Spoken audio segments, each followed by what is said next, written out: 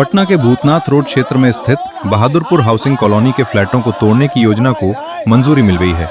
बिहार राज्य आवास बोर्ड का कहना है कि इस पूरी कॉलोनी का कायाकल्प कर इसे एक स्मार्ट टाउनशिप के रूप में विकसित किए जाने का प्लान है। पुराने फ्लैटों को पूरी तरह ध्वस्त कर दिया जाएगा। उसकी जगह 18 मंजिला G+18 इमारतें बनाई जाएंगी। आवास बोर्ड ने इस नए कंस्ट्रक्शन प्रोजेक्ट को 3 साल के भीतर पूरा करने का लक्ष्य रखा है। इसी क्रम में सेक्टर 6 हाउसिंग कॉलोनी के बाशिंदों ने आज बिहार राज्य आवास बोर्ड के खिलाफ घर दो या मार दो के नारे के साथ विरोध जताया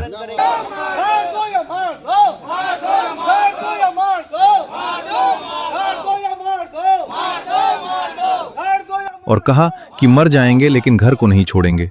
साथ ही कॉलोनी के लोगों ने चेतावनी जारी करते हुए कहा कि बिहार राज्य आवास बोर्ड के पदाधिकारियों को चेतावनी देना चाहते हैं। हम जनता के द्वारा चुनी हुई सरकार को भी एक सलाह देना चाहते हैं कि गरीब गुरबा यहाँ निवास करते हैं। बहादुरपुर हाउसिंग कॉलोनी में गरीब गुरबा का निवास स्थान है। ये गरीब गुरबा आदमी कहाँ जाएंगे, कहाँ जाएंगे? हम यहाँ रहे हैं, हमारे बाल बच्चा यहाँ रह रहे हैं, हमारा आधार कार्ड, हमारा पैन कार्ड, हमारा वोटर आईडी कार्ड, हमारा सारा डॉक्यूमेंट यहाँ है, हमारे बच्चे का सारा डॉक्यूमेंट है। यहाँ आवंटनधारी को जो है, आवंटनधारी लोग बहादुरपुर हाउसिंग कॉलोनी के पदाधिकारियों के द्वारा तसीला गया है और जमा किया गया है। आवंटी है ये लोग जाएंगे कहाँ? एक मुश्त पैसा जमा और आपने 99 वर्ष का जो है बात किया था और लीज रजिस्ट्री किया था आपने। अभी जो है बीच में कहाँ से ये बात? कुछ हमारे बीच हमारे दलाल लोग भी आते हैं, भ्रमण करते हैं। इसी प्रकार से चंद्रशेखर पार्क को जो है बेच दिया गया, ऑन फोन भाव में बेच दिया गया और कहा गया कि ये सरकार बेच रही है। सरकार नहीं बेचती है। प्रमंडल 2 के पदाधिकारी जो आते हैं उनके द्वारा एक कलाकर्मांति होता है और इसका विरोध बहादुरपुर हाउसिंग कॉलोनी संघर्ष मोर्चा समिति विरोध करते आई है, करते रहेंगे। हमें मलकाना हक की लड़ाई लड़ते आए हैं, लड़ते रहेंगे। जब तक हमारा मलकाना हक नहीं मिलेगा हम सड़क से लेकर सदन तक लड़ने के लिए तैयार हैं। आप नहीं करेंगे तो नहीं करेंगे। हमारा एक ही नारा है, घर दो या मकान दो, मार दो, घर दो या मार दो। हम इसके अलावा कोई समझौता करने के लिए तैयार नहीं है। सेक्टर 6 के लोगों का कहना है कि हम लोग सरकार के इस फरमान से संतुष्ट नहीं है, क्योंकि मकान 99 साल के लीज पर दिया गया था, जिसमें लोगों ने लाखों रुपए लगाकर अपने हिसाब से रहने योग्य बनाया है और सरकार कहती है कि तोड़कर नया मकान दिया जाएगा, जिसे सभी लोगों ने एक स्वर से नकार दिया। सम्मत नहीं, बिल्कुल सम्मत। क्या चाहती? हम तो जो है वही करे। 2 फ्लैट अभी हमको अलॉट किया गया है। 84 में मेरा फ्लैट अलॉट हुआ। 19 से मैंने 84 मई या 2 महिला था उस समय। उन्हें सबसे ऊपर नंबर मेरा ही था, ERT। सबके 84 में कंकर बार में कम्युनिटी हॉल में लॉटरी निकला, उसमें मेरा ही नंबर आ रहा। उसके बाद हम 84 में तो नहीं, 95 98 में अपना रजिस्ट्री करवा दिया। हम नहीं चाहेंगे इस फ्लैट को थोड़े बढ़ा। सरकार बोल रही है, हाउसिंग बोर्ड का कहना है कि जर्जर स्थिति है मकान का, इसीलिए तोड़ है। इस पर क्या कर? जर्जर भाई नहीं है, उसके कहने से हम मान लेंगे। इतना साल से रह रहे हैं, उसमें इतना खर्च करते अभी बनवाया है, बाहर इधर का तकबूक गिरा है। उससे आपसे इतना भूकंप आया, चाहते दिन में 3-4 बार आ रहा, फिर दूसरे दिन भी आया, उसमें भी कुछ नहीं का। इसमें कुछ हुआ ही नहीं है। तो कैसे करें कहेगा कि हमें फ्लैट के अंदर 99 साल के लिए कह रहे हैं कि मेरा मकान लीज पर है और आप 50 साल भी नहीं हुआ, आप खाली कराने पर 40 साल हुआ है अभी। 40 में 50 धरिए ना भाई, 40 साल और छोड़ दीजिए। उसके बाद देखिए कि हालत जर्जर हुई। इसका कारण क्या है? इसका जर्जर करने का मुख्य कारण है हाउसिंग बोर्ड, उसके अधिकारी, उन्होंने किया है। बताइए, एक 2009 का मामला है। प्रमंडल 2 के जो कार्यपालक अभियंता थे, उन्होंने एक लेटर जारी किया था प्रमंडल 1 को कि आप जो है इसको भाड़ा सह किराए पर दिया जाए तो प्रति वर्ष जो है बोर्ड को 60 लाख रुपए आमदनी होगी। आज तक 2009 से उस लेटर को दबा कर रखे हैं। जब उसकी हमने जानकारी खोजना चालू किया तो आरटीआई जब लगाया तो कह रहा है कि पथ से खो गया है। बताइए कि भाई शाखा से पेपर भी गायब हो जाता है। तो यहाँ सबसे मान लीजिए कि वो जो कहे वही ठीक है, आप जो कह रहे हैं वो गलत है। अब देखिए नया चीज आप सुनने को मिला होगा, पीपीपी मोड। अब इसको क्या ला रहा है, एनबीसीसी को ला रहा है। अभी अमराबाद नंबर 46 महकम थाना के बगल में देखे हो कि एनबीसीसी का टावर बना हुआ हाउसिंग बोर्ड के द्वारा ही बनाया गया है। उसमें बेचने में भी धोखाधड़ी लोग किए थे। अब बताइए कि उसमें कितने गरीब लोग बसे हुए हैं। मान चलिए कि एनबीसीसी कंपनी को देते हैं, बना देगी, तो आपको लगता है कि यहाँ जो आवासित रह रहे इतने सालों से रह रहे हैं, उनका यहाँ आधार कार्ड है, पैन कार्ड है, बैंक का है, वोटर आईडी कार्ड है, क्या उनको मिल पाएगा? नहीं मिल पाएगा। ये सारी इसमें बिजनेस करने की पॉलिसी लोग अपना लिए हैं। बस यहाँ जनता भाड़ में जाए, ये गलत हो रहा है। इसके लिए हम लोग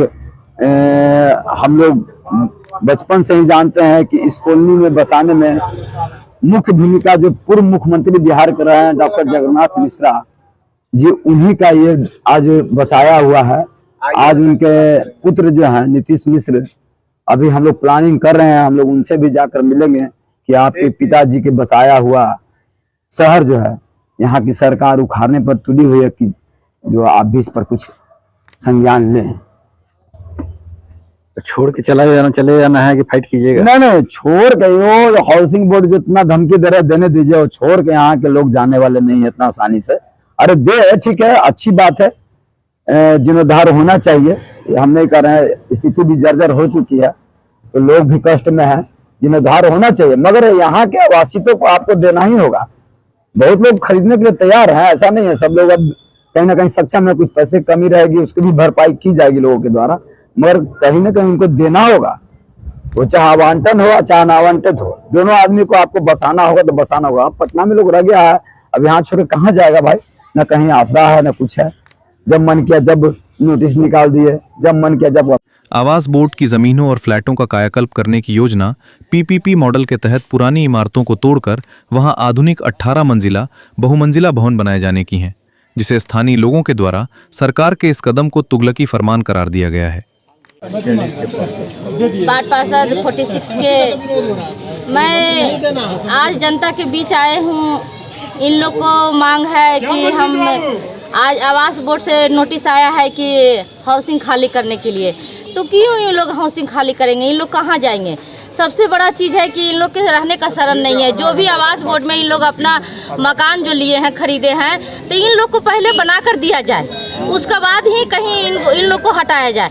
इन लोग को जो बाल बच्चे हैं, इन लोग को रोजी रोजगार है, इन लोग फिर कहाँ से खा पाएंगे? इस तरह से व्यवहार किसी को नहीं किया जाता है। हम सरकार से निवेदन करते हैं कि इन लोग को जितना आवास बोर्ड में ज़मीन है उस पर पहले बना कर दिया जाए, उसके बाद ही इन लोग को खाली किया जाए, कार्रवाई किया जाए। इसके लिए धन्यवाद। पटना के बहादुरपुर हाउसिंग कॉलोनी स्थित भूतनाथ रोड पर आवास बोर्ड द्वारा मकान खाली कराए जाने के विरोध में जोरदार आंदोलन देखने को मिला। इस दौरान हजारों की संख्या में महिलाएं और युवा पुरुष इकट्ठा हुए। सभी लोग MIG पार्क में जुटे और एक आपातकालीन बैठक आयोजित की।